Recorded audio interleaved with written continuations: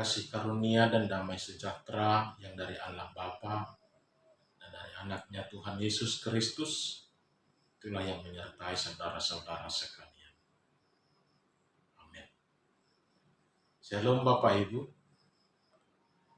Mari kita mendengarkan kembali yang menjadi khotbah di pertanyaan yang tertulis dalam Kejadian 50 ayat 15 sampai ayat yang ke-21.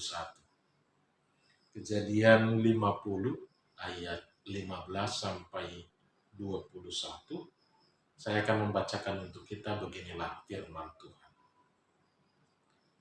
Ketika saudara-saudara Yusuf melihat bahwa ayah mereka telah mati, berkatalah mereka, "Boleh jadi Yusuf akan mendendam kita dan membalaskan sepenuhnya kepada kita segala kejahatan yang telah kita lakukan kepadanya." Sebab itu mereka menyuruh menyampaikan pesan ini kepada Yusuf. "Sebelum ayahmu mati, ia telah berpesan, beginilah harus kamu katakan kepada Yusuf, ampunilah kiranya kesalahan saudara-saudaramu dan dosa mereka, sebab mereka telah berbuat jahat kepadamu. Maka sekarang ampunilah kiranya kesalahan yang dibuat hamba-hamba Allah ayahmu." Lalu menangislah Yusuf ketika orang berkata demikian kepadanya. Juga saudara-saudaranya datang sendiri dan sujud di depannya serta berkata, "Kami datang untuk menjadi budakmu." Tetapi Yusuf berkata kepada mereka, "Janganlah takut, sebab aku inikah pengganti Allah? Memang kamu telah mereka-rekakan yang jahat terhadap aku, tetapi Allah telah mereka-rekakannya untuk kebaikan, dengan maksud melakukan seperti yang terjadi sekarang ini, yakni memelihara hidup suatu bangsa yang besar. Jadi janganlah takut, aku akan menanggung makanmu dan makan anak-anakmu juga." Demikianlah ia menghiburkan mereka dan menenangkan hati mereka dengan perkataannya. Demikian pembacaan firman Tuhan. Bapak Ibu Saudara yang dikasihi Tuhan kita Yesus Kristus, tentu ketika kita membaca kisah Yusuf, banyak pertanyaan-pertanyaan yang muncul dalam pikiran kita, apalagi tentang bagaimana perlakuan saudara-saudaranya terhadap Yusuf, bagaimana segala niat-niat jahat mereka yang mencoba membunuh Yusuf. Tentu ini sangat bertentangan dengan apa yang kita hidupi. Bagaimana mungkin seorang saudara sanggup melakukan demikian terhadap saudaranya? Apa yang akan terjadi? Kita tidak akan bisa menebak bagaimana nanti kisah perjalanan kehidupan Yusuf. Karena dengan penderitaan, dengan perlakuan yang tidak baik, mungkin kita bisa menduga bahwa Yusuf akan selalu hidup di dalam kemelaratan. Yusuf akan selalu hidup di dalam penderitaan. Kalau kita melihat mulai dari pasal 37 dalam kitab Kejadian ini, yang kemudian diakhiri dalam pasal 50 ini, mungkin kita akan terkejut melihat bagaimana ending dari cerita perjalanan Yusuf ini. Dan kita tidak menduga ternyata kisah Yusuf yang dimulai dengan penderitaan, kisah Yusuf yang dimulai dengan perlakuan-perlakuan tidak baik tadi, ternyata bisa menjadi sebuah happy ending yang benar-benar diinginkan setiap orang dalam sebuah keluarga. Inilah yang menjadi berita sukacita dalam pengalaman kehidupan Yusuf ini. Dia mampu melihat dari sudut pandang yang berbeda. Dia juga mampu menempatkan hati, emosi, bahkan pikiran-pikirannya dalam satu hal yang positif. Kehidupannya yang penuh dengan penderitaan tadi akhirnya menjadi happy ending. Saudara-saudaranya yang menganggap rendah dia tadi pada akhirnya akan bersujud, menyembah, meminta pertolongan dan pengampunan dari Yesus. Inilah yang menjadi berita sukacita bagi kita saudara-saudara, yang harus selalu kita bangun, yang harus selalu kita kedepankan di dalam kehidupan kekeluargaan kita. Memang kita tidak bisa pungkiri bahwa dalam sebuah keluarga antara bersaudara, pasti akan selalu muncul yang namanya konflik, pasti yang akan selalu muncul yang namanya kekurangan-kekurangan, perbedaan-perbedaan, terlebih yang berhubungan dengan harta, pasti akan menimbulkan rasa iri hati, akan menimbulkan rasa tidak baik antara satu dengan lain. Bukan mau membenarkan situasi itu, tapi kita mau mengatakan bahwa memang inilah yang sedang kita hadapi. Tapi bukan, tidak ada solusi di dalamnya. Tapi kita mau belajar kembali dalam pengalaman hidup Yusuf. Apapun permasalahanmu, bagaimanapun retaknya hubunganmu dengan saudara-saudaramu, seberapa besar pun kebencian dari mereka-mereka, saudara-saudara kita terhadap kita. Tapi lihatlah, yang harus menjadi kisah akhirnya adalah semuanya boleh bersatu kembali. Semuanya boleh saling memaafkan kembali. Semuanya harus bisa membuka hati, memberikan pengampunan antara satu dengan lainnya. Karena hanya dengan demikian akan bisa terbangun kembali sebuah persaudaraan yang rukun di tengah-tengah kehidupan orang Kristen. Saudara yang dikasihi Tuhan kita Yesus Kristus, ada banyak hal yang mencengangkan yang bisa kita lihat dari apa yang diperbuat Yusuf terhadap saudara-saudaranya. Satu hal yang tidak pernah terpikirkan oleh orang-orang,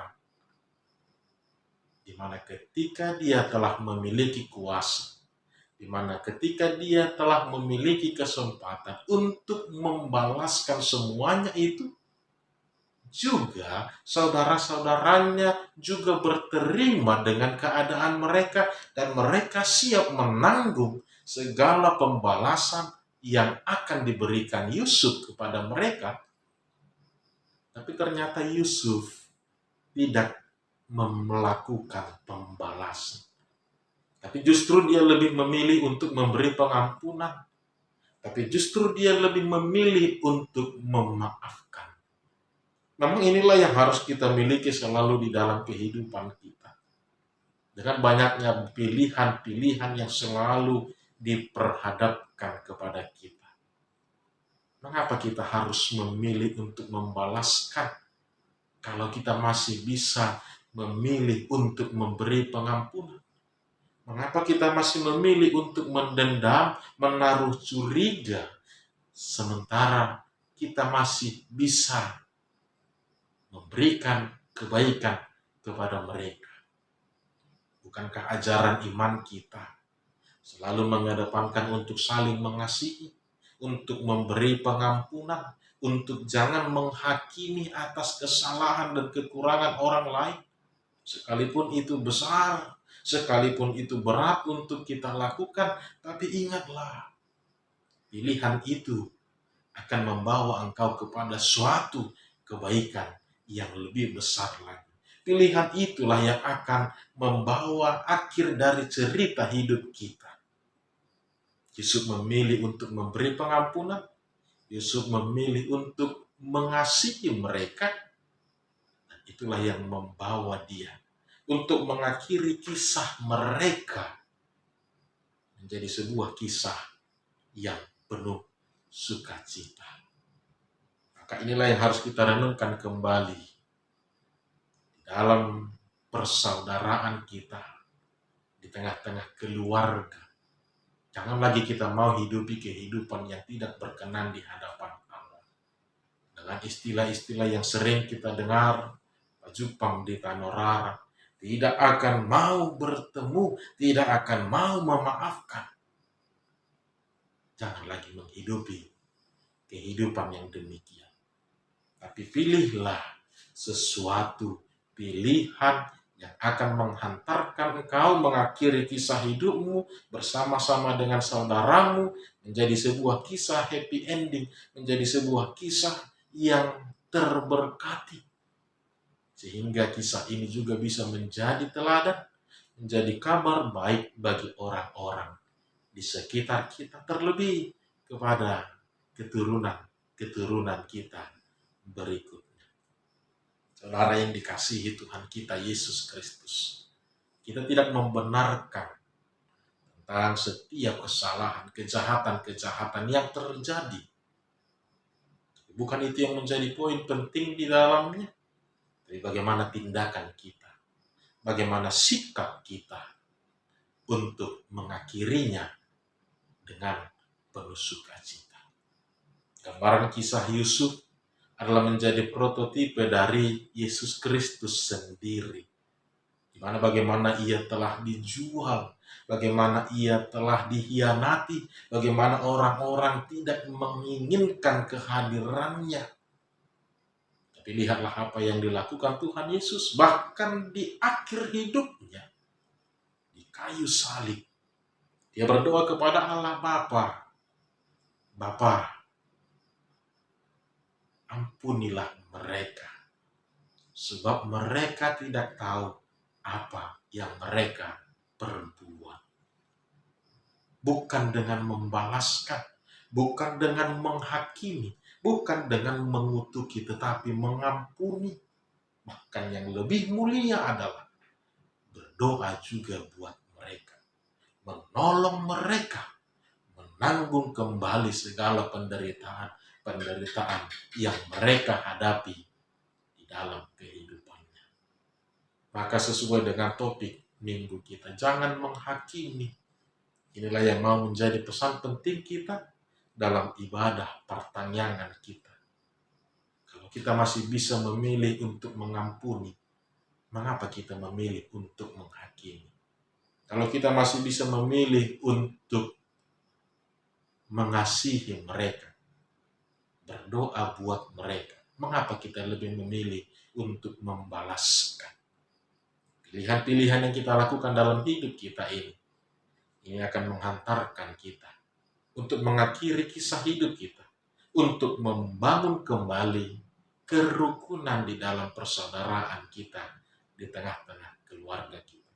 Maka Yusuf menjadi sebuah gambaran baik untuk membenahi kembali. Jangan lagi ada istilah menghakimi. Jangan lagi ada istilah Pak Jupang di Tanorara, tetapi berilah pengampunan. Sebesar apapun itu. Seperti Tuhan kita yang selalu memberikan pengampunan kepada kita. Ia selalu mengatakan kepada kita, tidak ada dosa yang terlalu besar yang tidak dapat diampuni oleh Allah. Maka seperti itulah kiranya prinsip dalam kehidupan kita sebagai orang percaya, sebagai orang yang telah diberkati Tuhan. Haruslah selalu memberi pengampunan, bukan penghakiman. Penderitaan yang dialami Yusuf akhirnya diubahkan Allah menjadi jalan kebaikan untuk memuliakan namanya, untuk membawa kebaikan kepada orang-orang di sekitarnya. Itulah motivasi dasar tujuan pengampunan yang selalu diberikan Tuhan kepada kita. Maka itu jugalah yang harus menjadi motivasi kita.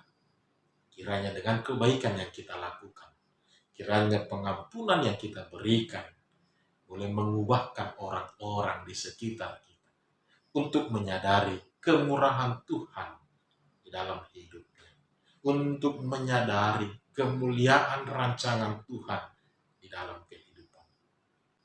Maka mari saudara-saudara, janganlah lagi memberi penghakiman kepada saudara-saudara kita. Tapi berilah mereka pengampunan, berilah mereka kasih, berilah mereka pertolongan. Karena mereka adalah orang-orang yang haus akan sentuhan kasih sayang. Tuhan Yesus memberkati. Shalom.